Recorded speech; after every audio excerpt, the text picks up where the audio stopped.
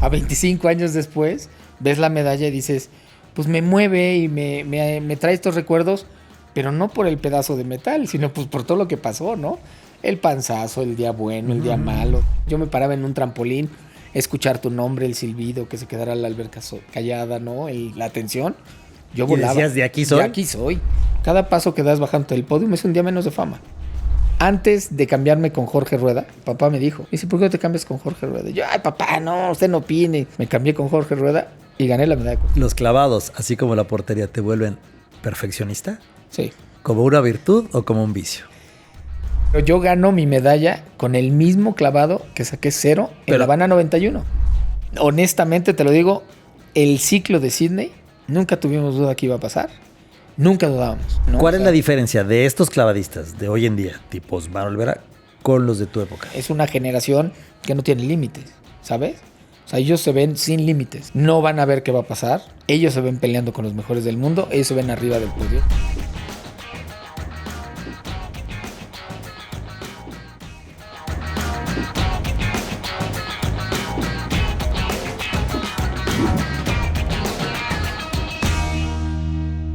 Hola, ¿qué tal, amigos de Reflexiones y Balones? Bienvenidos a un capítulo más, su servidor Félix Fernández. En esta ocasión, con un atleta de talla mundial, de esos que muy pocas veces uno puede tener contacto, pero que además es una persona multifacética que ha sido medallista olímpico, medallista en Mundial de Clavados, medallista centroamericano, Premio Nacional de Deporte, abanderado de la Delegación Mexicana en Juegos Olímpicos, etcétera, etcétera. Así que me da muchísimo gusto recibir a Fernando Platas hoy aquí en Reflexiones y Balones. ¿Cómo estás, Fernando? Muy bien, Félix. Qué gusto y además un honor que poder compartir contigo. No, muchísimas gracias. El honor es mío, absolutamente. Empezaría por preguntarte cómo se prepara una persona normal para ser un atleta de talla mundial, más allá de que en el país es muy difícil destacar, pues a nivel mundial es 100 veces más complicado. ¿Cómo se prepara uno? Y no me refiero a la preparación físico-atlética, sino a recibir de pronto, a darse cuenta que uno es conocido en todo el mundo. ¿Sabes qué? Yo creo que tuve la fortuna de caer en un deporte donde hay una tradición, donde obviamente cuando yo llego al deporte pues había un Carlos Girón, ¿no? Había un Jesús Mena, y que al final esta parte de la experiencia también a todo me tocó el honor de poder convivir con Joaquín Capilla, y esta experiencia de, a ver, hay una tradición, México es de los mejores del mundo, y a ti te corresponde hacer lo propio, ¿no? Creo que son maestros de vida, que al final, la verdad, tuve la fortuna de poder convivir con ellos. Pero obviamente también viene la parte deportiva y que digas, a ver, sí estoy dentro de ese mundo, ¿no? Y entonces aceptar la responsabilidad. Pero yo fíjate que creo que este tipo de atletas, cuando está esta presión y sabes que tienes la responsabilidad y te quieres ver pegado junto a los chinos, los rusos y demás, creo que esa presión te gusta. No es que la controles, no es que, a ver, estás en el lugar ideal. Para eso trabajas, ¿sabes? Para llegar a esa competencia y decir, yo tengo la capacidad de responder, yo puedo estar entre los mejores del mundo, y lo trabajas al mismo tiempo que trabajas lo físico, ¿no? O sea, estás pensando y estás meditando y estás visualizando y estás ejercitando cómo llegar a la competencia mundial. Es que te lo digo porque pues el fútbol, que es el ámbito en el que yo he vivido toda mi vida, muchos, quizá la mayoría de los futbolistas que destacan no están preparados para tanto éxito. Es muy difícil porque nadie te prepara, no hay una escuela, no hay un área en los equipos que digan, tú vas a ser un tipo que de pronto vas a ganar un gran contrato, que de pronto vas a ser reconocido en todo el país, porque además es muy difícil, es una apuesta muy, muy compleja, pero simplemente caes de pronto y un día hay probablemente un suceso, un acontecimiento que te va haciendo más conocido, más famoso, y hoy a través de las redes sociales pues mucho más rápido.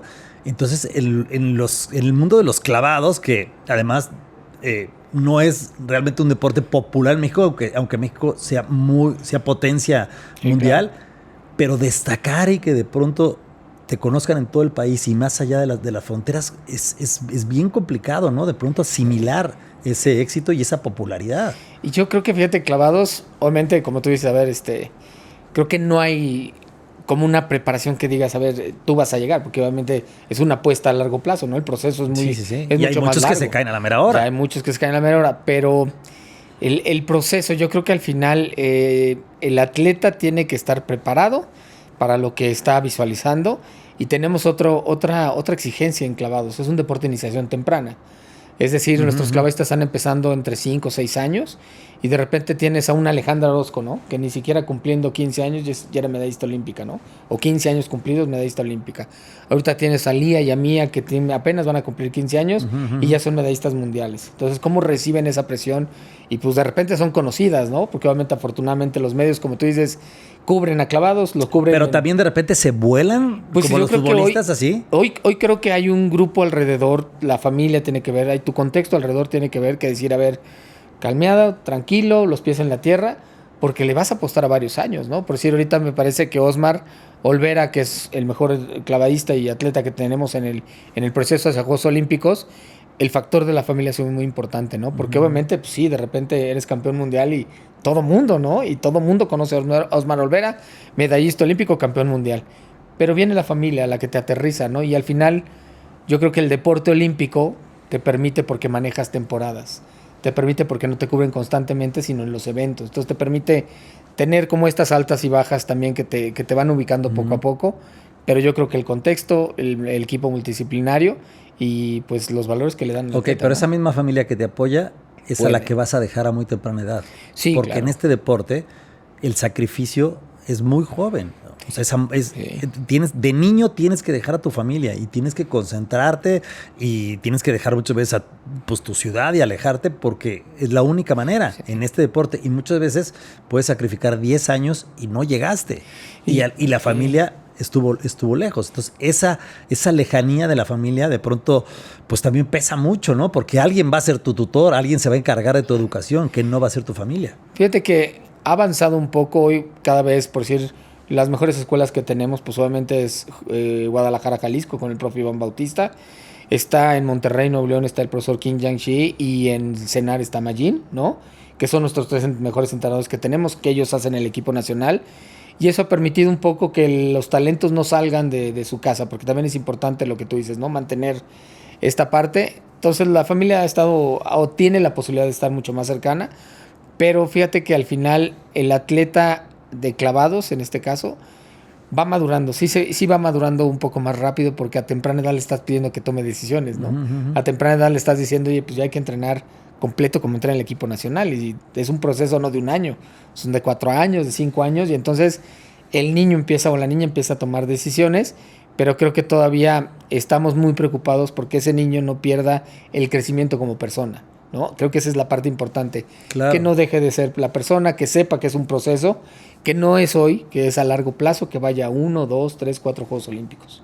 Pero el futbolista, el clavadista es como el futbolista, ¿ves solamente la parte del éxito? O sea, el clavadista en potencia, pues, ¿no? Sí, claro. O sea, no sé si te pasó a ti con Carlos Girón, que eras niño y tú lo veías y dices, yo quiero estar ahí. Claro. Yo quiero estar en esa plataforma, yo quiero estar en esos Juegos Olímpicos, ¿ok?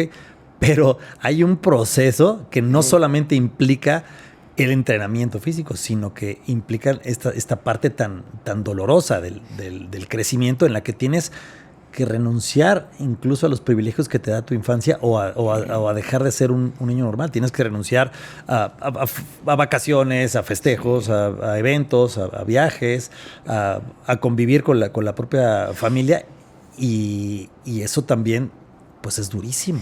Y que tú lo sabes, porque al final es un proceso que nada te lo garantiza, ¿no? O sea, tú puedes tener el talento y a lo mejor ese talento no llega, ¿no? Por alguna circunstancia. Pero yo creo que hoy lo que Clavados ha aprendido a hacer es trabajar muy bien con los talentos, procurar los talentos, porque además no nos sobran, ¿no? O sea, somos un deporte que no somos tan masivo, pero que sí hemos aprendido a detectar al talento, tratar de cuidarlo y que pueda llegar al proceso.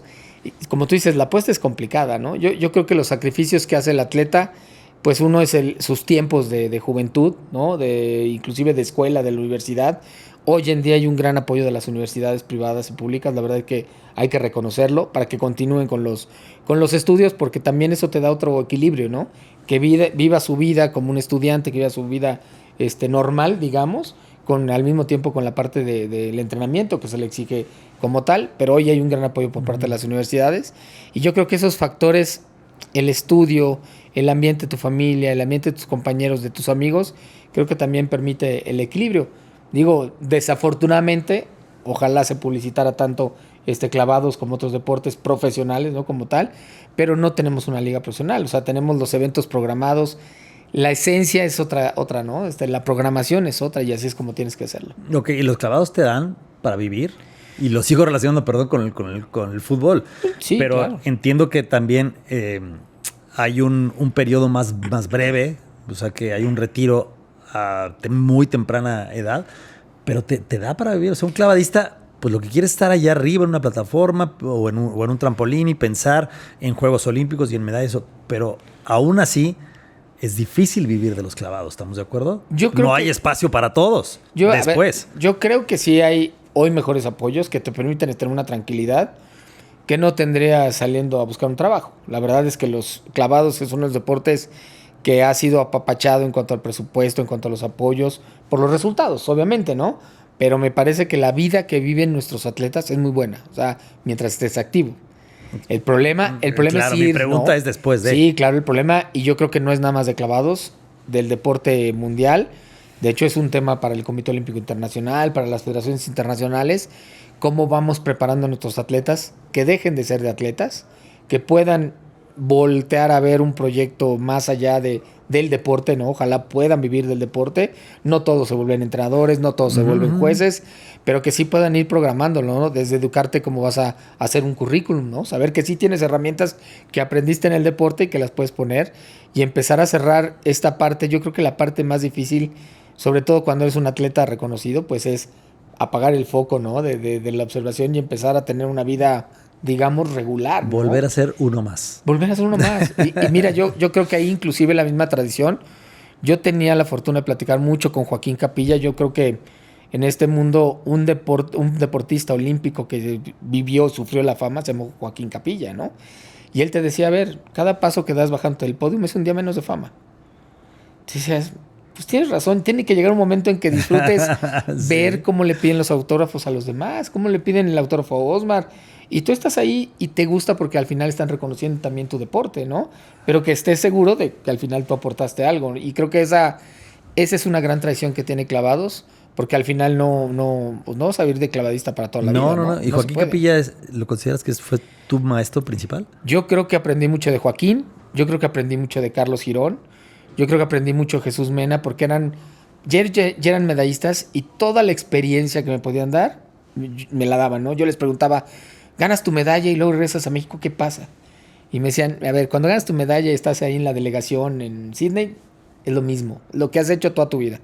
Cuando llegas a México y que no puedes ni salir del aeropuerto y que vas a tu casa y que empiezas a sentarte a comer y que la gente te reconoce, ahí vas a ver lo que significa una medalla, ¿no? Y luego el mismo Jesús y Carlos decían, no, hombre, y el día que tu hijo te diga, yo tenía 27 años, Félix, me decían, el día que tu hijo te diga, papá, ¿eres tú el de la tele? Yo cuando los escuché decía, hombre, eso le falta. Y rápido llega.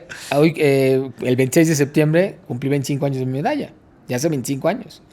Y mis dos hijos me dieron un discurso. ¿Qué te digo? ¿Espontáneo? O sea, ¿tú no sabías? Yo no sabía. Yo, papá, qué bueno. Y hicieron una comida, la verdad, un festejo. Y ellos tomaron la palabra y dije, wow, lo que es la vida. Lo que es la vida, ¿no? ¿Qué dijeron? No, bueno, ¿qué te voy a decir? Dime algo. Orgullosos. El chiquillo no pudo nada más. Me dice, yo no sé hablar muy bien, pero te quiero mucho, papá. Y se le salieron las lágrimas. Y el grande se aventó un speech padrísimo, ¿no? Hablar de mis cualidades. Es la primera vez que escucho a mi hijo con esa admiración, ¿sabes? O sea, que te mueve todo, ¿no? A 25 años. Y lo primero que me acordé fue ese día que Carlos me dijo, pero espérate el día que tu hijo te diga. Es que es tan cotidiano como impactante el tema de la medalla. Te lo digo porque de pronto aquí ahorita me surgió un recuerdo también. Mi madre fue medallista centroamericana en tenis. Claro. Y las medallas estaban en una vitrina en mi casa. Toda la vida las vi.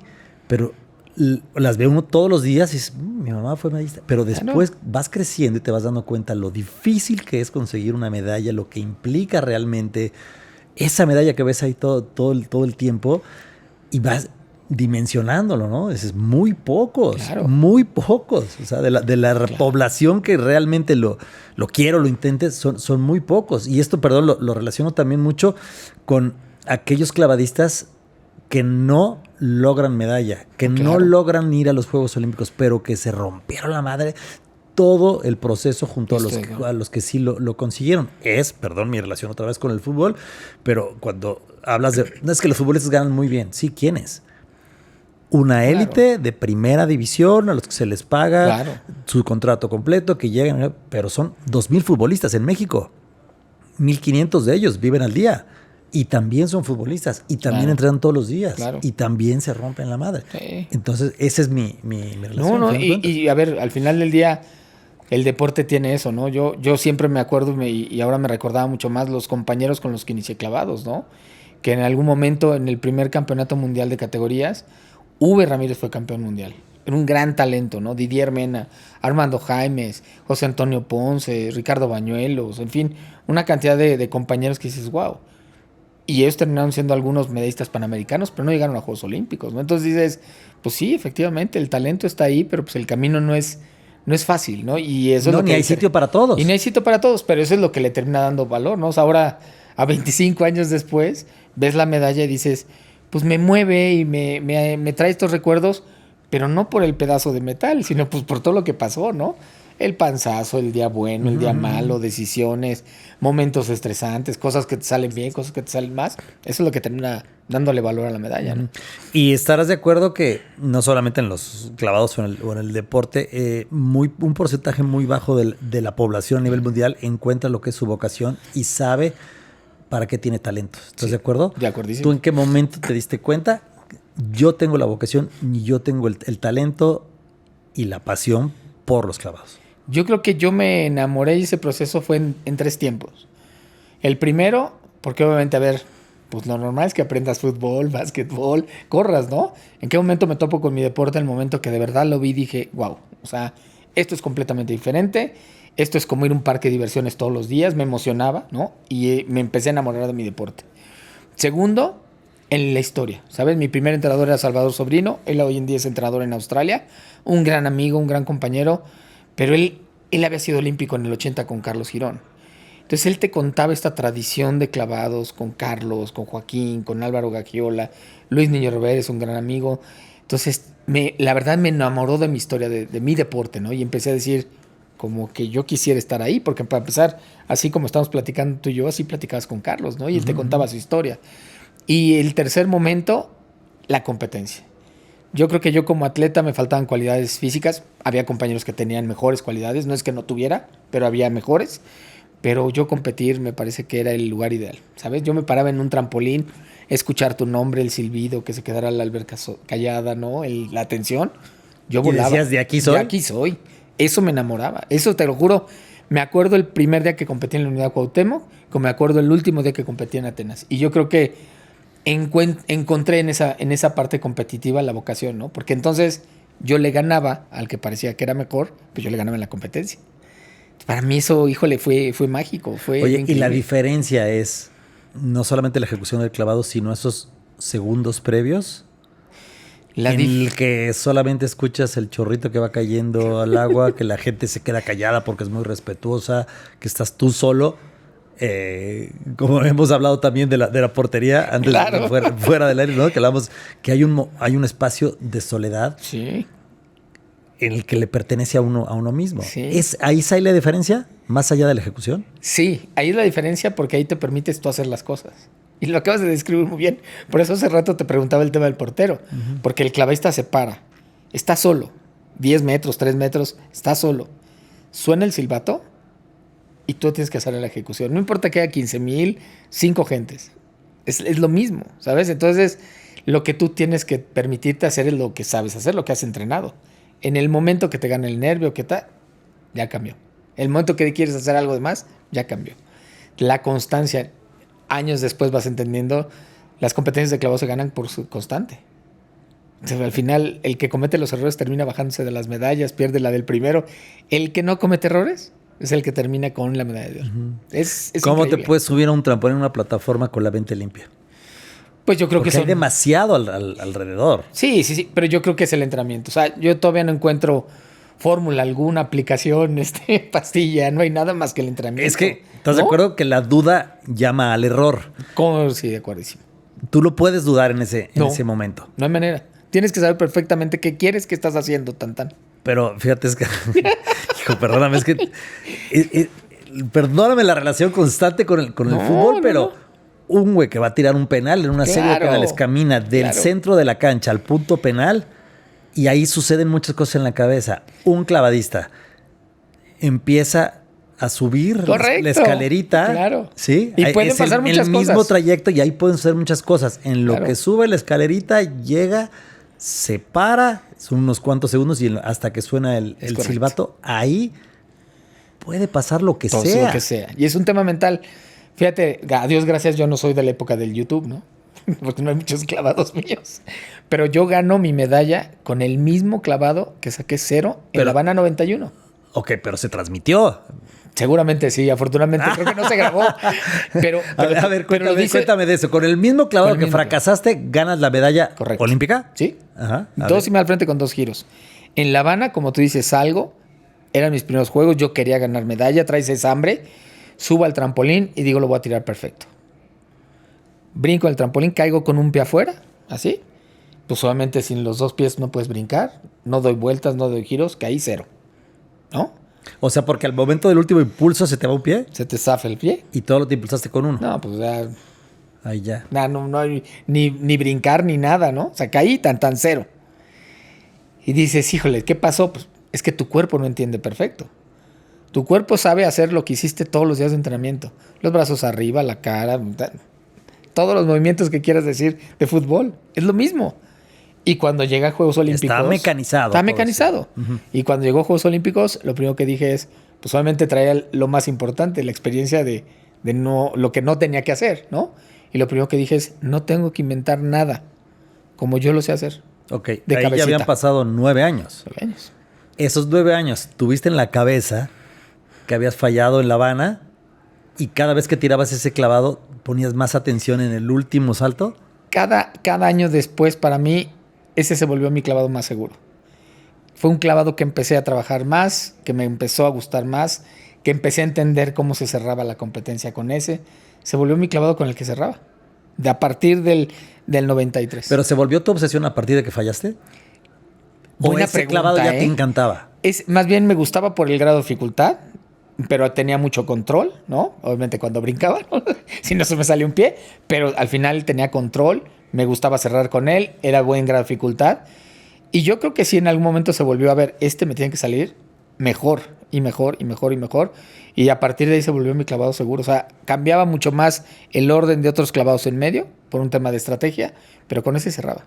Y con ese ganó Sydney 2000. Ok. ¿Y tienes el video del clavado de La Habana o no? No, fíjate que no. No lo quiero ni buscar. ¿Por qué no? Por ego. No, hombre, cállate. No. Pero precisamente es la gran historia de ir del fracaso al éxito. Sí. ¿Sí? Lo he buscado y te lo juro que no lo encontré. No, ¿de verdad? No, de verdad. ¿En Cuba no lo tienen? Pues no. Yo no tenía nada. Bueno, ya no voy a decir nada. Difícilmente. Difícilmente. Ajá. Sí.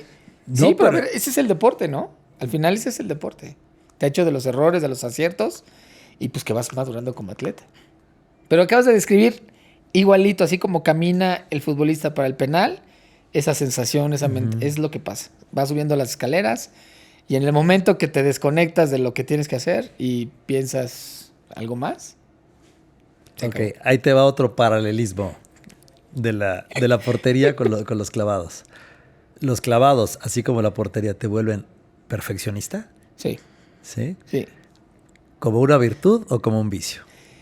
Porque puede ser de los dos lados. Puede ser de los dos lados. El perfeccionismo te puede afectar a tal grado que te puede joder la vida o te puede ser un camino para arreglártela. Yo creo que para mí ese perfeccionismo, esa mentalidad me ha ido mucho para el ciclo olímpico hacia Atlanta 96, ¿ok? Pero terminé tomando la responsabilidad que no me correspondía. O sea, me puse por arriba del entrenador, de mi equipo multidisciplinario y yo planeé todo. Y al final no les permití a ellos hacer la chamba que saben hacer. Entonces, en ese momento fue un error. Cuando empiezo el ciclo hacia Sydney, lo primero que me permití es que me dirigiera mi entrenador. Y se volvió en una cualidad. ¿Sabes? Porque empiezas a trabajar con la mente, sí, con la exigencia, pero entiendes que la perfección es equilibrio. No es todo intenso, no, es equilibrio. ¿Qué tengo que hacer bien hoy? Al 100%. Bien hecho. Decía Jesús Mena, decía Carlos Girón, Luis Niño Rivera, todos decían, es que empiezas a entrenar con la cabeza. Y en lugar de que te duelan los músculos, te duele la cabeza, ¿no? De que estás metido en los detalles, la comunicación con tu entrenador. Y pues eso es parte del proceso de madurez, ¿no? Claro, pero y hablo del perfeccionismo más allá del deporte. O sea, eso mismo lo has arrastrado después de tu retiro. Sí, yo soy una persona... O sea, ¿hoy vives con ese perfeccionismo? No soy perfeccionista, porque creo que encontré mi equilibrio, ¿no? En donde puedo ser exigente, pero sobre todo que me apasionan las cosas, ¿sabes? O sea, si estoy haciendo lo que hago, un proyecto, no sé, lo que tenga enfrente con proyecto, soy apasionado. Y me tiene que mover a mí. O sea, lo que quiero es sentirme en ese proyecto como si estuviera parado arriba en el trampolín, en la competencia, y que me emocione, ¿sabes? Dejo de ser perfeccionista y trato de ser una persona apasionada y entregada en eso. Entonces yo creo que es un poco de madurez de lo que encuentras. ¿Y ¿no? eso lo has transmitido a tus hijos? Sí. Porque estás de acuerdo que no siempre es bueno. Sí, no siempre es bueno. Lo traen en el ADN. Les metes, claro. Y les a ver, metes una presión que probablemente no les corresponde. ¿Sabes qué? Yo lo único que les pido es que hagan el 100% de lo que pueden ese día. Hay días que te sientes cansado, hay días que no te salen las cosas, pero que salgas y digas, yo hice todo lo posible. Hoy hice todo lo posible. Y en ese contexto me gusta que me digan, oye, tus hijos siempre juegan echados para adelante. Dices... O sea, ¿ellos quieren ser atletas de alto rendimiento? No, están en fútbol, están en básquetbol. Es obligatorio hacer temporada de lo que quieran, de deporte. Pero algún deporte. Pero que lo hagan por temporada. Porque eso fue lo que ¿no? viste tú también, ¿no? Sí, también mi papá insistió. Y te apoyaba en el deporte que tú querías entrarle, yo escogía, pero sí haz algo. Yo escogía, pero mi papá, la verdad es que era muy buena gente y yo cuando le decía ya no me gusta, me sacaba, ¿no? Y buscaba otro. Hasta que llegas. Hasta que llega a Clavados. Mi papá le preocupaba que era bastante inquieto, por no decir vago, ¿no? Y que tuviera un deporte que me pusiera disciplina. Eso era lo que preocupaba a mi papá. Sí. Pero yo creo que hoy mis hijos, pues, les transmito que sean entregados, pero no necesitan ganar siempre. No, eso no. ¿Y a ti te exigían ganar siempre? No. Fíjate que mis papás, yo siempre le preguntaba a mi papá, en paz descanse, ¿cuál había sido su magia para que yo no perdiera las ganas? Porque la verdad es que del primer día que entrené al que me retiré, nunca perdí las ganas de ir a entrenar, ¿no? Y me decía él, pues te dejé ser. Escogiste y cuando decidiste, tú lo decidiste. O sea, yo no. Yo insistía en que hicieras algo. Pero yo nunca... Mi papá veía las competencias en una esquina, ¿no? Y cuando terminábamos... Para no hacerse presente. Para no hacerse presente, para que yo fuera, ¿sabes? O sea, nunca me acompañaron a Juegos Olímpicos, nunca me acompañaron a Panamericanos, a nada. Yo iba, regresábamos. No iban. A los Juegos Olímpicos no iban. No, pero ¿por qué? Porque yo les decía que... Una cosa es que no te metan presión ahí justo donde estás enfrente, pero pueden estar en yo la sede, les decía, ¿no?, a mis papás, a ver, si ustedes quieren ir, o sea, pues ustedes van y yo para concentrarme en lo que ellos tengo, se presionaban más. Y ellos decían, no, así no nos gusta. Mejor vas, regresamos y nos vamos de vacaciones. Sí. Y yo creo que para mi modo de ser, como Fernando, me funciona muy bien. Me funciona muy bien. ¿Y en algún momento tus papás se arrepintieron de no ir a unos Juegos Olímpicos a verte? Siempre lo disfrutaron mucho. Era otra época también, ¿sabes? O sea, lo único que veías era la televisión con una cobertura. Nunca te imaginabas que podías ir tan fácil, ¿no? Hoy es mucho más fácil. No es tan fácil, pero estar en el escenario donde se lleva la competencia no tiene la mínima comparación. Pero no, nunca quisieron. Ni tú tampoco les dijiste, quiero que vengan. Ni yo tampoco les insistí, oye, vamos, vayan. No, nunca. Era como, fíjate, un pacto, ¿eh? Y perdón que meta algo personal, pero mis padres cambiaron mucho la manera de ver lo que yo hacía, que era portero, porque ellos no estaban empapados en lo más mínimo con el fútbol, el día que yo les pedí que fueran a verme. Sí. A partir de ahí cambiaron completamente el concepto. ¿Sabes de lo que yo hacía? Mis papás siempre estuvieron involucrados con los acuáticos. Mi papá fue cronometrista en la natación, ¿no? Mi mamá estaba en la mesa de control, en la natación artística, que era mi hermana hizo natación artística. Siempre estuvieron metidos. Entonces sí dimensionaban lo que yo estaba haciendo. Ese no era el tema, ¿no? Más bien el tema es, tú ve, haz lo que sabes hacer y luego ya disfrutamos. O sea, Ese era nuestro rollo, ¿no? Sí, y a mí me funcionó. No, cada quien.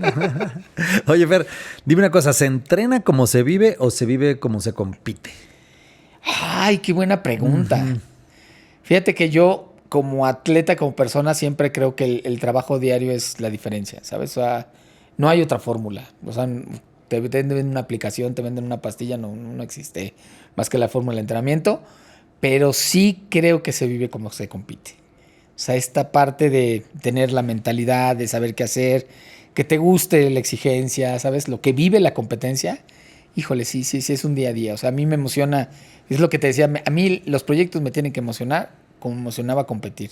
Como te mencionaba, me emocionaba llegar a entrenar, ¿no? Porque sí es la diferencia, o sea, llegar a un entrenamiento que te duele todo y que dices, híjole, hoy no puedo, y hacer el entrenamiento, como dicen, Después cuenta doble, te ¿no? hace, sí. Sí, te hace... ¿Y tenías compañeros que no les gustaba entrenar? No, fíjate que yo creo que afortunadamente siempre tuve compañeros que eran muy competitivos, que eran inclusive muchos mejor que yo. Entonces eso te exigía, ¿no? Yo creo que el deporte te enseña que la competencia sí es una herramienta para mejorar. Que necesitas tener a alguien como tú, mejor que tú al lado, que te exija todos los días. O sea, llega ¿no? un punto de depuración en los clavados que solamente hay tipos que les fascina entrenar, les fascina estar concentrados, Sí. les fascina competir, etcétera. Sí. O sea, ya no hay güeyes, huevones ahí, ¿no? No, o que se hagan güeyes. Y si existiera alguien, se separa del grupo. Ahorita, la verdad es que tenemos un equipo increíble.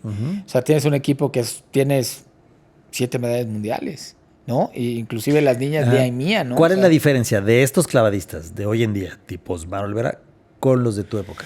Híjole, yo creo que estas son una generación, digo, para empezar, un equipo que yo admiro, porque son jóvenes que tienen personalidad, que tienen presencia y saben a qué están yendo, son congruentes con lo que hacen, ¿sabes? No van a ver qué va a pasar, ellos se ven peleando con los mejores del mundo, ellos se ven arriba del podio, eso para mí es emocionante, o sea, yo como parte del equipo atrás, me hace estar pendiente, estar haciendo las cosas, pero además yo creo que es una generación que no tiene límites, ¿sabes? O sea, ellos se ven sin límites. ¿Por qué? Pues yo creo que en el día a día es muy fácil estar conectados, tienen otro mundo diferente y se ven sin límites. Si me preguntas, yo creo que esas son sus grandes cualidades y así como los veo es una generación que a mí me emociona. ¿eh? Ok, pero hoy tienen un reto que se llama clavadistas chinos. En tu época había de otros países eso, pero los chinos no estaban tan desarrollados como Pues hoy en día. sí. O sea, pues, rozan la perfección. Mira, yo creo que a partir del 84 no ha existido una generación fácil de chinos. Subió los americanos, tuvimos a los rusos mucho tiempo, pero a partir del 84 los chinos han sido protagonistas. O sea, es impresionante lo que hacen. Pero lo padre de este equipo mexicano es que está al tú por tú, ¿sabes? A lo mejor tenemos algunas pruebas que dices, bueno, a ver, esto va a ir evolucionando, va mejorando. Lía y Mía son muy jovencillas, ¿no? Van a llegar al 28 en su mejor momento, pero todo el equipo lo ves con personalidad. A mí me encanta ver, y de verdad soy observador de eso, ¿no? Llego a la alberca, me pongo un poco lejos y veo cómo llega todo el equipo a calentar, se ven. Observas Y todo mundo sus los voltea a ver. actitudes. Sí, todo mundo los voltea a ver. O sea, tienen mucha personalidad, mucha Claro, presencia. desde los chinos, los rusos, los alemanes, los australianos, todo el mundo voltea y dice, ah, sí vino Randall, sí vino Osmar, sí vino Memes, y eso, dices, pues se lo han ganado a pulso, ¿no? Y eso creo que es la diferencia y puede ser la diferencia para los Oye, Ángeles. contaba Osmar Olvera después del Mundial de Clavados justamente que si algo le marcó la diferencia en el pasado reciente fue la oportunidad de ir a un campamento en China. ¿Eso no se podía antes? Sí se podía. La verdad es que el equipo chino tiene la apertura siempre para hacer campamentos. No entrenas todo el tiempo con el primer equipo. O sea, al final sí son un poquito distantes de eso. Pero yo creo que el tema de Osmar es mucho de la técnica. Magín quería repasar mucho el tema de las bases. Porque la verdad cuando tienes un atleta como Osmar, pues la diferencia ya son los detalles, ¿no? O sea, es un atleta fuerte, es un atleta que tiene mentalidad para competir, tiene muchísimas cualidades, pero ya estás rozando en esos pequeños detalles entre un 9, un 9.5, un 8.5, o sea, es nada lo que es la diferencia.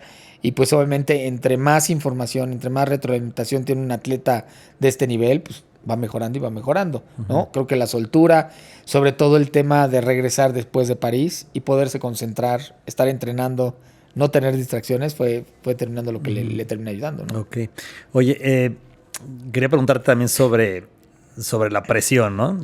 Ya hablamos un poco de eso, pero específicamente en tu caso, tú vas a los Juegos Olímpicos del 92 y del 96 y no alcanzas a ganar medallas, sino hasta los terceros Juegos Olímpicos. Correcto. Pero ya, para entonces, ya eras un tipo muy conocido dentro y fuera de México y ya estaban las expectativas de otra vez Fernando Platas, ¿no? O sea, ya cargabas tú con otro peso cuando llegas. A medida de que no se daba la medalla, ¿se incrementaba la presión? Sí, sí, claro. Y sobre todo en clavados, que ya llego con 27 años, terceros juegos, o sea, el título era, ¿es esta o es esta? No hay más, ¿no? Porque ya a los 31, pues es un poquito ver cómo llegas, a ver si te sigues manteniendo, si no hay lesiones. ¿Y qué hiciste diferente en Sydney? En el entrenamiento. A ver, para empezar, reaprender cosas. Me cambio en 97 con el profesor Jorge Rueda. Jorge Rueda fue entrenador de Carlos Girón, de Jesús Mena, María José Alcalá, uno de los mejores entrenadores que hemos tenido. Me dice, tienes que reaprender. O sea, tienes que reaprender muchas cosas. ¿Sabes trabajar para hacer? O sea, resetear básicamente. Sí. Pues no resetear, pero sí la diferencia. Yo ya sabía trabajar, ganar una medalla mundial, panamericana y demás, pero no olímpica. Y olímpica es un proceso y es un detalle de programación, de metodología.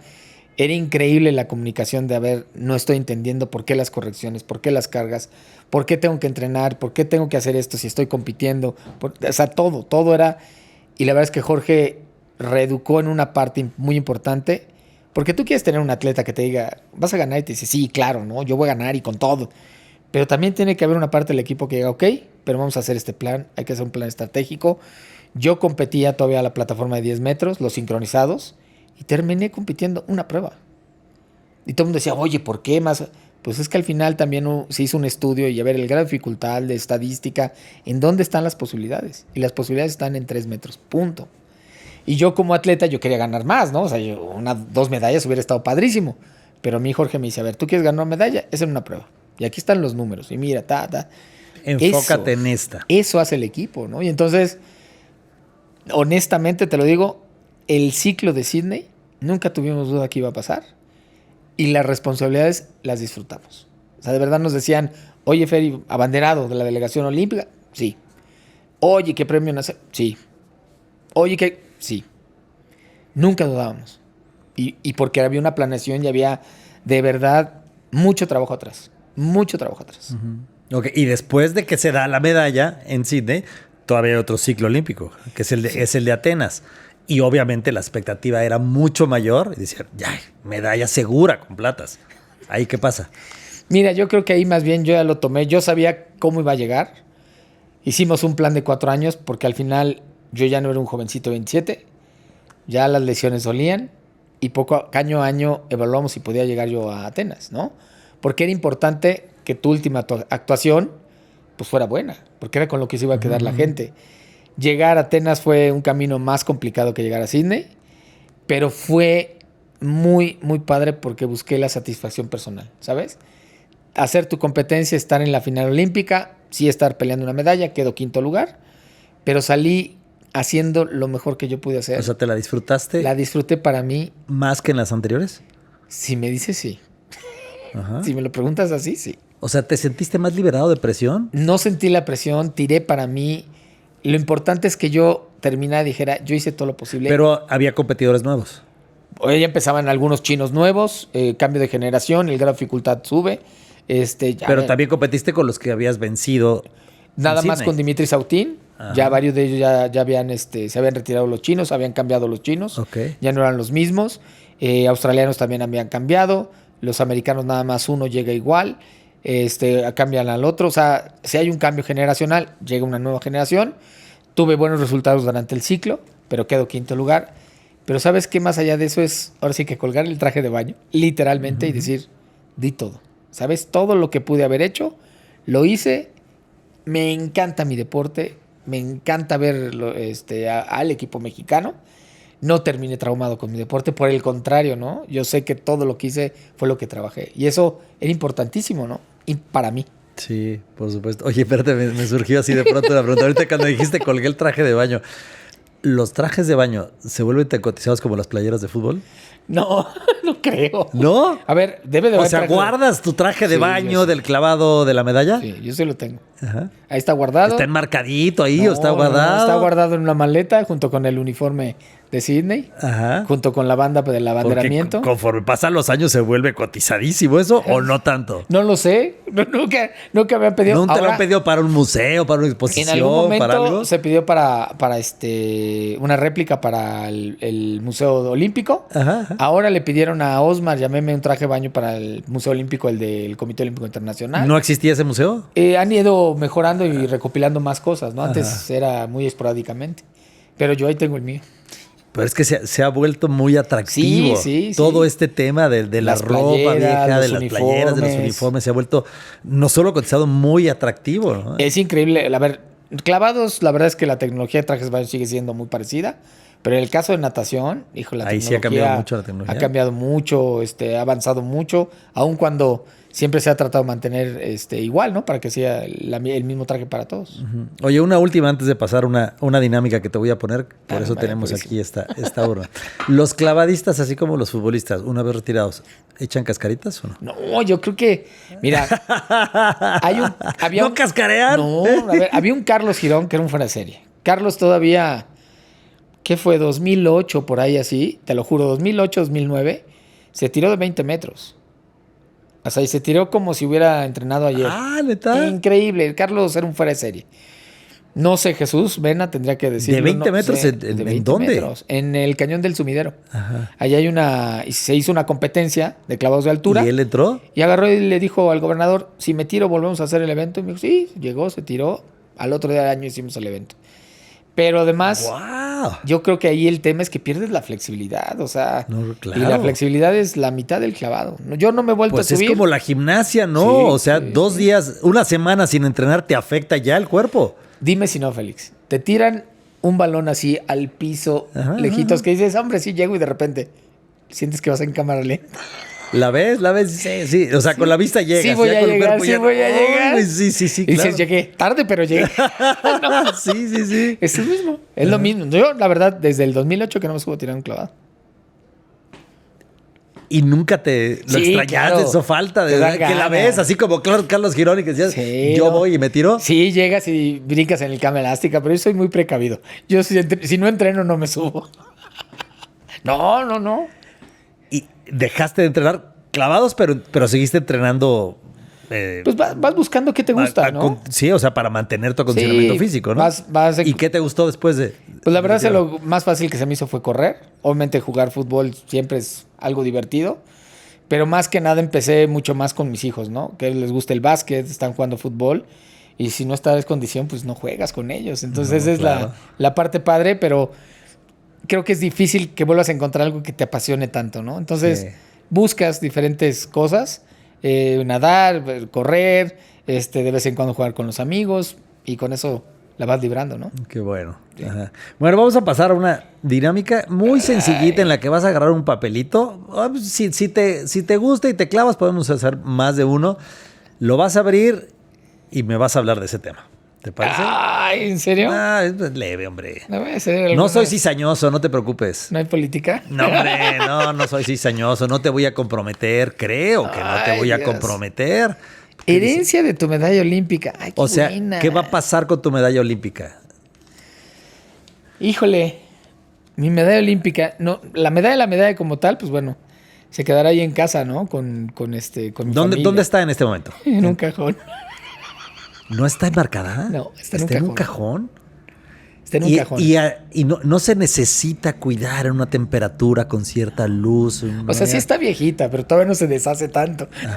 No, ahí está, en un cajón, tiene su estuche y todo, y la pongo en un ¿Y cajón. qué quieres que suceda con esa medalla? Yo creo que más Una bien- vez que ya no estemos por aquí. No, yo creo que estará ahí y yo creo que más bien lo que es el legado es que la gente te recuerde cómo eras como compañero, ¿no? Que hayas dejado pues alguna anécdota y que la gente recuerde tu competencia, que recuerde cómo eras. Yo creo que si ayudaste a una generación, que recuerde que le pudiste ayudar a tener mejores resultados, a potencializar lo que hicieron como atletas, Yo creo que ese es el verdadero legado de una medalla. ¿Y qué quieres que pase físicamente con esa medalla? Y con esa, pues a lo mejor mis hijos la enmarcarán y pondrán. O sea, ¿se la vas a dejar a tus hijos? Sí, mis hijos la tendrán. Y mis hijos. Ellos la ven, la valoran, ¿qué dicen? Mis hijos ahora la ven y demás. El otro día llegué y mi hijo la traía así dando vueltas. Está acabado de tener una medalla olímpica en la mano, o sea. Padrísimo. Pero, a ver. Perdóname, yo las veces que he tenido la posibilidad de simplemente de tomar una medalla olímpica, hay una sensación y una vibra y una energía. Ahora son que más es completamente conscientes. distinto. Ahora son más conscientes. Ahora la ven y ya la ven y dicen, wow, pa, ¿no? Ya tienen 11 Y cuando 13. llega un ciclo olímpico, pues, también ahí Claro, está claro. la comparación. Pero seguramente la tendrán junto con mi esposa. Ok. ¿Quieres sacar otro papelito o ya lo vamos? Sí. Si van a ser en ese tenor, sí. Así, suavecitos, hombre. Ay, Félix. ¿A quién le tienes mayor agradecimiento por tu carrera?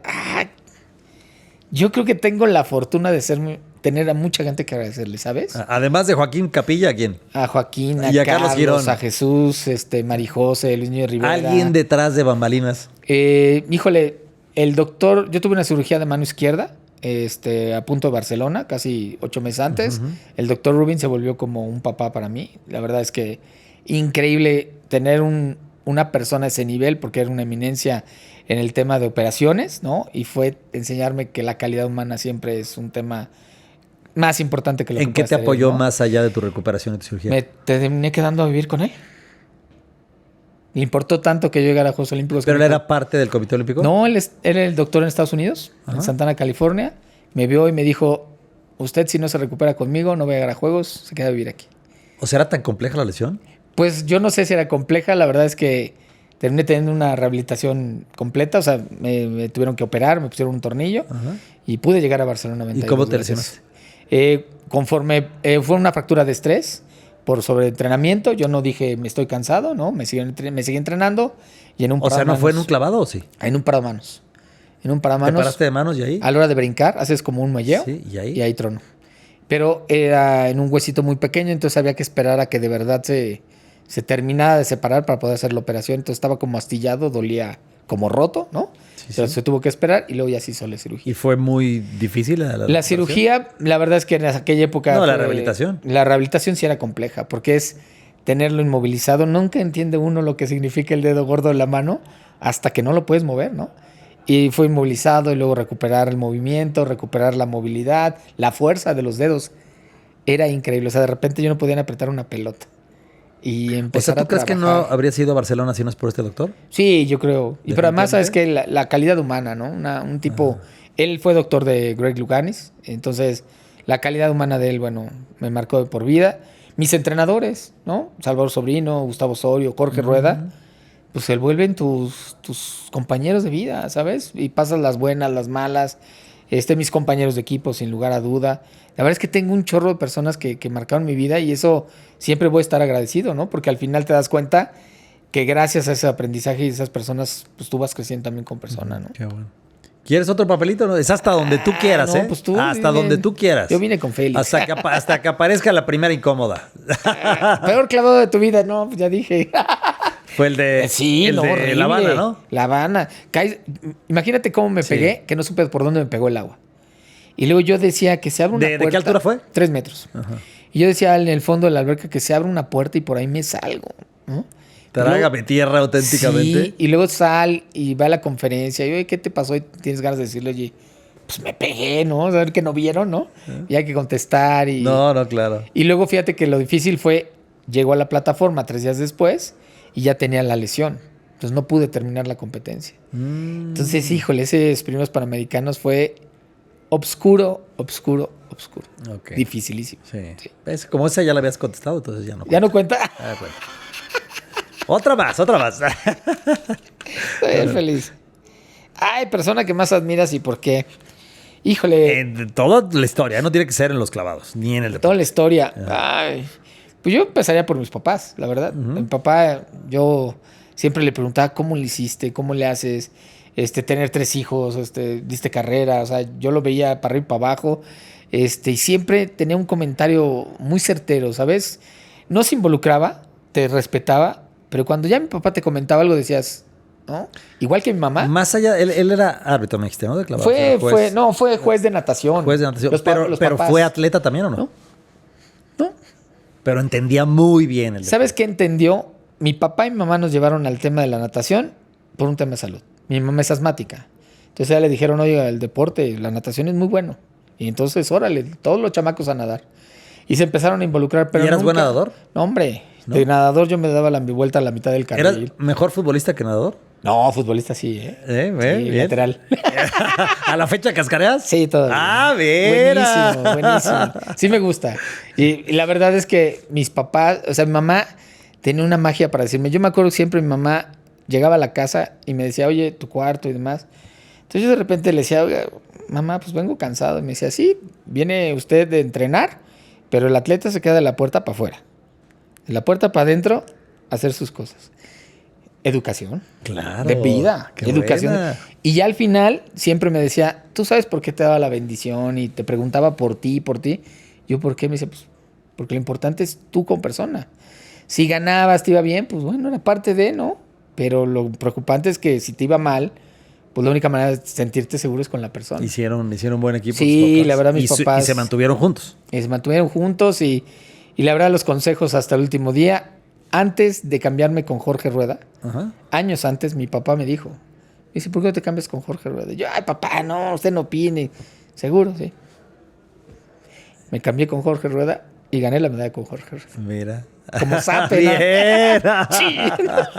Esos son los papás. Yo empiezo con ellos, ¿no?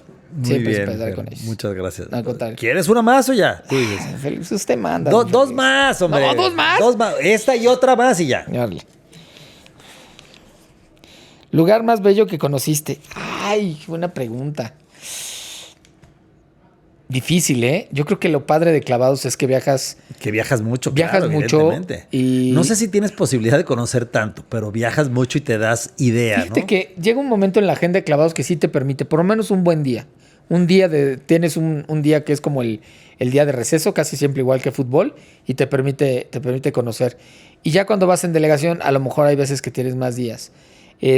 A mí me toca viajar a una gira que se llamaba Rusia-Alemania siempre, pero era la Rusia, la Unión Soviética y la Alemania Democrática. Ujú.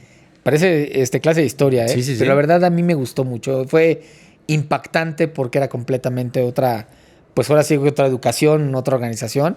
Eso yo me quedo mucho en Moscú, me tocó Moscú, Armenia. Y en el caso de Alemania, Leipzig, una ciudad muy bonita. Claro, de Alemania del Este, sí, Así por es, supuesto, y sí. aparte es donde empieza el movimiento para el estudiantil para quitar el muro. Ajá. Entonces, eso me quedó, pero por decir, Palma de Mallorca, nos tocó una universidad increíble, ¿no? Budapest, una ciudad Dicen que es hermosa, hermosísima, hermosa, sí. hermosa. Híjole, la verdad es que el deporte tiene esa gran virtud, ¿no? Que conoces lugares que nunca te habías imaginado que podías haber conocido. ¿Has regresado a Sydney? Regresé por ahí del 2000. Ay, mi mujer me va a matar, pero creo que es 2007, 2008. Regresé con ella. Todavía no nos casamos. Y regresaron, o sea, regresaste precisamente para recordar No, dónde habías regresamos. estado tú en los Juegos Olímpicos. Fuimos a Melbourne a otra competencia. Ajá. Y me dice mi esposa, oye, vamos a Sydney. Vamos a ver la alberca. Dicen que es muy bonito Sydney, ¿no? No, Sydney es precioso. Sydney, y yo te iba a decir ese lugar porque además Australia, todo el tema de deportes acuáticos es el deporte nacional.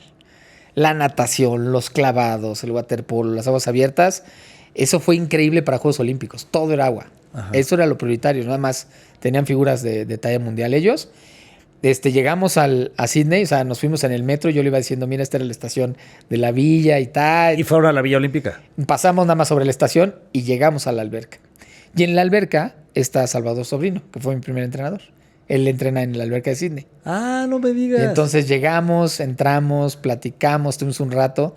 Y luego me dice, a ver, cuéntame, ¿dónde estabas? Entonces la llevé, dónde ponía mis cosas, en qué pasillo salía. ¡Qué bonito! Está ahí todavía, tienen el podium. Ellos tienen el podium. Le dije, uy, bueno. Aquí estaba yo ¿Qué parado. te digo? Sí, padrísimo. Fue un momento bien padre, bien padre. ¿Eres muy nostálgico para esas cosas? O sea, ¿te gusta regresar a lugares donde tuviste éxito? No era, pero ahora ya con algunas canas, ¿Sí? la verdad sí está padre, sí está bien bonito. O sea, de repente ahorita llegar a Barcelona, tuve la posibilidad de ir a un mundial Y, híjole, ves la alberca y dices, sigue siendo hermosa. O sea, esa alberca que ves todo Barcelona abajo con la Sagrada Familia. El clavadista parece que va a caer encima de la Sagrada Familia. Eso era lo icónico de los Juegos Olímpicos, Claro. ¿no? Así me ha tocado en un par de lugares. Híjole, sí. Ahora soy más nostálgico. Qué bonito. Es un tema de la edad ya. Pues te falta, sí, pero te falta llevar a tus hijos también. Sí, ¿no? ahora tengo que dar la vuelta con los chamacos. ¿Cómo no? Sí.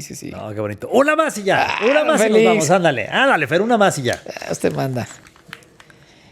Peor en disciplina que hiciste como atleta. No se vale. O sea, peor indisciplina. O sea, tu peor travesura. Ya contaste que son sumamente disciplinados los clavadistas, si no, no hay manera. Pero en algún momento tienen No, a ver. la tentación de hacer ¿Sabes algo, qué? Sobre todo- de tomar algo. Sobre todo cuando terminas Juegos Olímpicos, vienes de un proceso muy encerrado, muy exigente. Entonces termina tu prueba y dices adiós, bye. Y Barcelona además vivió un momento increíble. Se abre los Juegos Olímpicos a la mercadotecnia, era el boom del Dream Team, ¿no? O sea, todo Barcelona fue unos Juegos Olímpicos. Sí, porque que además cambiaron. Barcelona se remodela para los Juegos Olímpicos. O sea, el puerto olímpico, la Barceloneta, todo eso que no existía antes, que se hizo para los Juegos Olímpicos y se Correcto. quedó.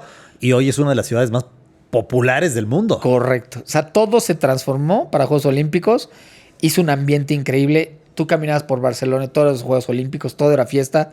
Caminabas desde la alberca por todo el descenso ahí de Montjuic y llegabas a la plaza de Barcelona. A las Ramblas. Exactamente. Y entonces, hijo, todo era una fiesta. Entonces, cuando yo termino de competir, nos vamos varios clavadistas de fiesta, pero hay toque de queda en la villa. O sea, no puedes entrar a cualquier hora, ¿no? Menos de que hayas ido a una conferencia de prensa, entonces vienes con un permiso especial, pero ya no puedes entrar a alguna hora. Y entonces la regla decía que pues no te podían ver con el uniforme, ¿no? Y pues si no entrabas a las 10, hasta el otro día. Y llegaron Entonces, después de las 10. Todos los clavadistas hicimos bolita nuestro uniforme, lo metimos en una maletita, salimos, caminamos toda la noche en Barcelona, llegamos a desayunar, llegamos hasta el otro día y todos veníamos botados de la risa. Cuando ya estaba abierta otra vez. Cuando ya estaba a la abierta, eso sí, desayunamos temprano. Se pusieron su... Nos volvimos a poner Ajá. y estábamos en una mesa, yo creo que éramos como unos 15 clavadistas de muchas nacionalidades y luego llegan a las 8 de la mañana todos los clavadistas de la plataforma de 10 metros. Bien bañaditos todos. Buenos días. Pero oye, hasta disciplinados. Bueno, pero ya había sacado la competencia. Sí, ya habíamos había sacado acabado la competencia. Fueron puros de trampolín. Ok, Porque en esa no fui de está trampolín, bien. eran puros trampolinistas. Si algo se vale acabando la competencia, Sí, es claro. irse de fiesta. No, y conocer. Y la No, verdad, por Barcelona supuesto. fue increíble. Sí. Increíble. No te la voy a tomar como buena, pero te la voy a respetar. Fue planificada, o sea, hasta tiene estilo. No rompiste ninguna regla. Sí, como no, ya no llegué. ¿Eso qué? No ya habías puede. acabado de competir. Pero tienes que llegar. Ya habías acabado de competir, no pasa nada. Ya, déjalo hasta ahí. Muchas gracias. Fer, muchísimas gracias No, feliz por venir aquí al podcast, por contarnos estas experiencias, por abrirte. De verdad, muchísimas gracias. Y muchas felicidades. Es No, hombre. de verdad muy impactante estar con una persona que maneja tan bien el éxito y que, pues de alguna manera, conquistó el mundo en los clavados, en una disciplina que es tan compleja. Yo creo que pocos deportes son tan difíciles de lograr al alto rendimiento como los clavados. No, muchísimas gracias. Yo siempre, además de mi admiración personal. ¿No, yo qué? No, hombre, siempre al gran amigo, a la persona, al profesional, un gustazo siempre estar aquí. Y la verdad, pues muy a la orden. Pues gracias, pero un regalito de aquí del podcast. Muchas gracias. Sí, pues, Muchísimas gracias. para que te la pongas después de que te vayas de fiesta y no huelas ni a cigarro ni a alcohol y te dejen entrar. Muchísimas gracias, a ver. Ahí está una camisetita, un recuerdo nada más. Padrísimo. Aquí Muchísimas del gracias. podcast. No, gracias a ti, Fer. Muchísimas gracias. Muchas gracias. Gracias también a ustedes que nos acompañaron en este capítulo de Reflexiones y Balones. Recuerde, a través de Piso 15 puede ver todos los capítulos del podcast. Y gracias a Fernando Plata. Muchas gracias. Nos vemos en la siguiente.